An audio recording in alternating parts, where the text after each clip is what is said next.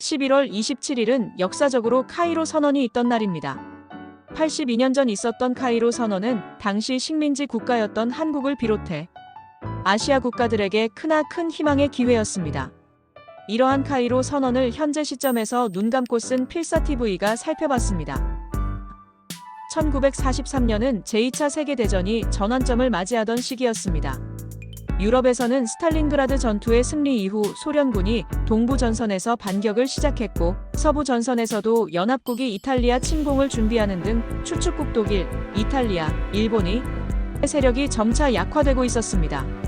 태평양 전선에서는 미국이 일본과의 치열한 해전에서 우위를 점하기 시작하며 일본 본토로 향하는 전략적 교두보를 확보해 나가고 있었습니다. 이러한 상황에서 연합국은 전쟁의 조기 종결과 전후 세계 질서 구상에 대한 필요성을 강하게 느끼게 됩니다. 특히 아시아 태평양 지역에서 일본의 무차별적인 침략은 연합국에 큰 위협이었고, 일본의 패망 이후 이 지역의 미래를 어떻게 재편할 것인지에 대한 논의가 시급했습니다. 일본은 1931년 만주사변, 1937년 중일전쟁을 거쳐 1941년 진주만 습격으로 태평양 전쟁을 일으키며 동아시아와 동남아시아를 무력으로 점령해 나갔습니다. 필리핀, 말레이시아, 인도네시아 등 광대한 지역이 일본의 수중에 떨어졌고, 각지에서 일본군에 의한 잔혹한 전쟁 범죄와 식민지 착취가 자행되었습니다. 장제스가 이끄는 국민당 정부는 일본의 침략에 맞서 장기간 고통스러운 항전을 벌이고 있었습니다. 하지만 일본의 강력한 공세로 인해 중국 내부의 많은 영토를 상실했고, 국민들의 피로도는 극에 달했습니다. 연합국, 특히 미국은 중국의 항전이 태평양 전선의 부담을 덜어준다는 점에서 중국에 대한 지원의 중요성을 인식하고 있었습니다. 유럽 전선에서 승기가 보이기 시작하면서 연합국 정상들은 일본과의 전쟁을 어떻게 마무리하고 전후 아시아의 안정적인 질서를 구축할 것인가에 대한 구체적인 합의가 필요했습니다. 특히 일본이 점령했던 영토와 식민지의 처리 문제가 핵심 쟁점이었습니다.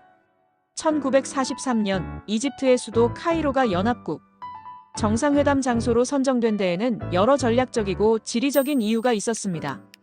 카이로는 유럽, 아시아, 아프리카 대륙의 교차점에 위치한 지리적 요충지입니다. 당시 태평양 전선과 유럽 전선 양쪽을 모두 고려해야 했던 연합국 정상들에게 카이로는 효율적인 중간 지점 역할을 할 수 있었습니다.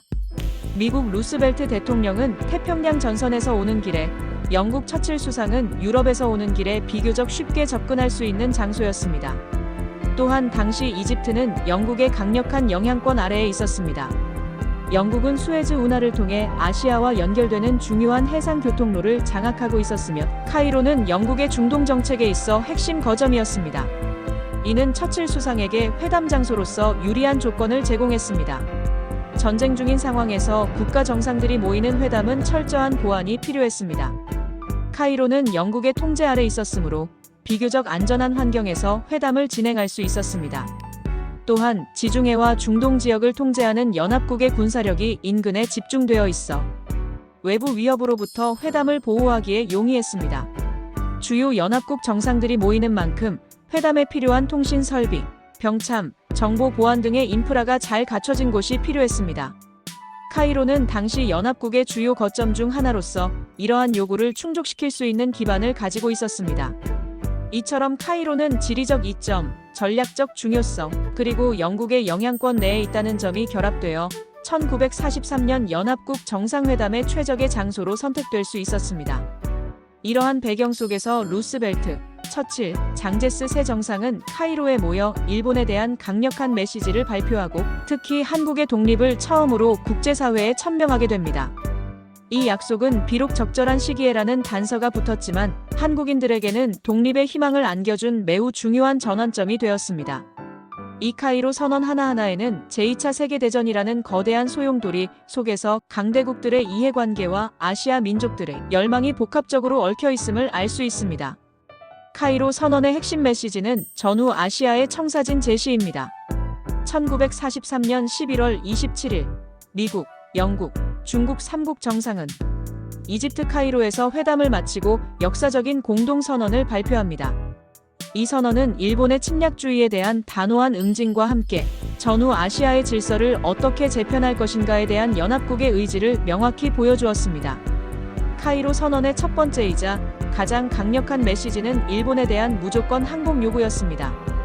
연합국은 일본의 폭력과 탐욕으로 아시아 각지에서 탈취한 모든 지역으로부터 일본을 축출할 것임을 분명히 했습니다. 제2차 세계대전에서 연합국이 추축국에게 요구했던 무조건 항복은 타협 없는 완전한 패배를 의미했습니다. 이는 일본이 어떤 조건도 내걸 수 없으며 연합국이 제시하는 모든 전후 처리 방침을 수용해야 한다는 것을 뜻했습니다. 일본 제국주의의 군국주의적 성격과 아시아 각국의 자행한 만행을 고려할 때 연합국은 더 이상 일본의 침략 야욕을 용납하지 않겠다는 단호한 의지를 표명한 것입니다. 일본은 이미 19세기 말부터 20세기 초까지 청일전쟁, 러일전쟁, 중일전쟁 등을 통해 한반도, 만주, 대만, 동남아시아의 많은 지역을 침략하고 점령하며 막대한 영토적 확장을 이루었습니다. 카이로 선언은 이러한 일본의 모든 침략 행위를 원천 무효화하고 불법적으로 점유한 영토에서 일본 세력을 완전히 몰아내겠다는 선언이었습니다. 이는 단순한 패전 처리 이상의 의미를 가지며 국제 질서 내에서 침략주의에 대한 준엄한 경고가 되었습니다. 선언은 중국의 영토 회복에 대해서도 명확히 언급했습니다. 만주, 대만, 황후제도 등 일본이 청일전쟁 이후 탈취한 모든 지역은 중국에 반환되어야 한다고 밝힘으로써 일본 제국주의가 과거부터 자행해온 중국 영토 침탈의 역사를 바로잡으려는 의지를 보였습니다. 만주는 풍부한 자원과 전략적 요충지로서 일본이 1931년 만주사변을 일으키고 괴뢰국인 만주국을 세워 실질적으로 지배해온 지역입니다. 중국에게 만주 회복은 단순한 영토 수복을 넘어 일본 제국주의의 침략 상징을 제거하고 주권을 되찾는 핵심 과제였습니다. 대만과 펑우 제도는 1895년 청일전쟁에서 청나라가 패배하며 일본에게 할양된 지역입니다. 이들 지역의 반환은 일본이 근대 제국주의의 길로 들어서면서 취한 첫 번째 해외 영토였다는 점에서 일본 제국주의의 시작을 되돌리는 의미가 있었습니다. 장제스 총통은 회담에서 이러한 역사적 배경을 강조하며 이들 영토의 반환을 강력히 요구했고 루스벨트와 처칠의 동의를 얻어낼 수 있었습니다. 이는 중국의 위상을 국제사회에서 회복시키는 중요한 계기가 되었습니다. 카이로 선언에서 한국인들에게 가장 큰 울림을 주었던 부분은 바로 조선 독립 약속이었습니다. 미국, 영국, 중국 3대국은 조선 인민의 노예 상태에 유의하여 조선을 자유롭고 독립적인 국가로 만들 결의를 한다는 문구는 한국의 해방을 국제적으로 공식화하는 첫 번째 발걸음이었습니다. 노예 상태에 유의하여 이 표현은 당시 한국이 일본 제국주의의 가혹한 식민 통치 하에 있었음을 국제사회가 명확히 인지하고 있음을 보여줍니다. 일제강점기 30년이 넘는 시간 동안 한국인들이 겪었던 고통과 억압에 대한 공감을 바탕으로 독립의 필요성을 역설한 것입니다. 연합국은 한국을 일본과는 다른 민족으로 구성된 국가로 인식하고 독립을 당연한 권리로 보았습니다. 자유롭고 독립적인 국가로 만들 결의 이 문구는 한국인들의 독립 염원을 국제적으로 인정하고 지지한다는 명백한 선언이었습니다. 이는 3.1운동 이후 대한민국 임시정부를 중심으로 국내외에서 끊임없이 전개되었던 독립운동의 정당성을 부여하고 독립국가 건설의 길을 열어주는 매우 중요한 전환점이 되었습니다. 그러나 이 약속에는 적절한 시기에라는 단서가 붙었습니다. 이 문구는 즉각적인 독립이 아닌 일정한 준비 기간과 국제적 협의를 거쳐 독립이 이루어질 것임을 암시했습니다. 당시 연합국, 특히 영국은 자국 식민지 문제에 대한 파급 효과를 우려하여 즉시 독립의 난색을 표하기도 했습니다. 결과적으로 이 단서는 전후 한반도 분할 점령, 신탁 통치 논의, 그리고 결국에는 남북 분단이라는 비극으로 이어지는 씨앗이 되기도 했습니다. 연합국의 이 구절은 일본이 항복해도 곧바로 독립시켜주는 것이 아니라 어떤 식으로든 승전국의 개입이 있게 될 것임을 뜻하는 표현이었다는 해석도 있습니다. 카이로 선언은 한국의 독립을 최초로 공표하며 희망을 안겨주었지만 동시에 강대국의 복잡한 이해관계 속에서 완전한 자주 독립까지는 순탄치 않은 과정이 남아있음을 보여주는 역사적 문서입니다. 카이로 선언이 가져온 희망과 복잡한 역사의 그림자를 자세히 들여다보겠습니다. 1943년 카이로 선언은 제2차 세계대전의 흐름을 바꾸는 중요한 이정표였을 뿐만 아니라 특히 아시아 대륙의 운명을 재편하는 데 결정적인 역할을 했습니다. 이 선언은 수십 년간 억압받던 민족들에게 독립의 희망을 주었지만 동시에 전후 국제 질서의 복잡한 이해관계 속에서 새로운 도전과 갈등의 씨앗을 뿌리기도 했습니다. 카이로 선언은 억압받던 한국 민족에게 독립국가 수립의 희망을 안겨주었습니다. 그러나 적절한 시기라는 단서는 단순한 조건이 아니라 강대국들의 이해관계와 맞물려 한국의 비극적인 분단이라는 현실로 이어지게 됩니다.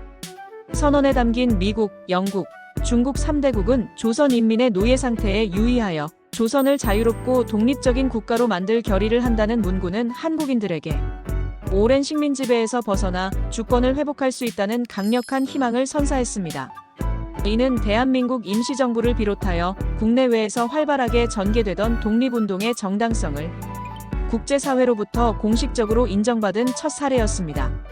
1919년 31운동 이후 전 세계에 한국의 독립 의지를 알리고 끊임없이 국제연대를 호소해온 노력들이 결실을 맺는 순간이었죠. 한국인들은 이 선언을 통해 단순히 일본으로부터 해방되는 것을 넘어 국제법상 합당한 독립 주체로서 자리매김할 수 있는 기반을 마련했다고 보았습니다. 이 약속은 한국인들에게 자치와 자결에 대한 꿈을 구체화하는 데 중요한 정신적 지지대가 되었습니다. 그러나 선언의 희망찬 문구 뒤에 붙은 적절한 시기라는 단서는 훗날 한국에 깊은 상처를 남기는 복선이 되었습니다. 적절한 시기라는 표현은 한국의 즉각적인 독립이 아닌 일정한 준비 과정과 강대국들의 협의가 필요하다는 여지를 남겼습니다. 이는 당시 영국이 자국의 식민지에 미칠 파급 효과를 우려하여 즉각적인 독립에 반대하고 미국 역시 전후 동북아시아의 안정적인 관리를 위해 유예 기간이 필요하다고 보았기 때문입니다.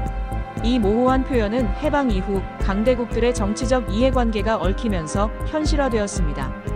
얄타 회담에서 소련의 대일전 참전이 결정되고 한반도에는 북위 38도선을 경계로 미소 양군의 분할 점령이 이루어졌습니다. 초기에는 신탁 통치를 통한 독립 준비가 논의되었으나 이는 민족 내부의 심각한 이념 갈등과 반탁운동을 야기했습니다. 이승만 전 대통령을 비롯한 일부 지도자들은 카이로 선언의 적절한 시기라는 문구가 결국 소련의 한반도 진출과 강대국에 의한 분단 고착화를 허용하는 빌미가 되었다고 강력히 비판했습니다. 즉, 강대국들의 전후 질서 재편 과정에서 한국의 독립은 국제정치의 한복판에 놓였고 그 결과 국토분단이라는 비극적인 현실과 6.25 전쟁이라는 더 큰 시련을 겪게 된 것입니다.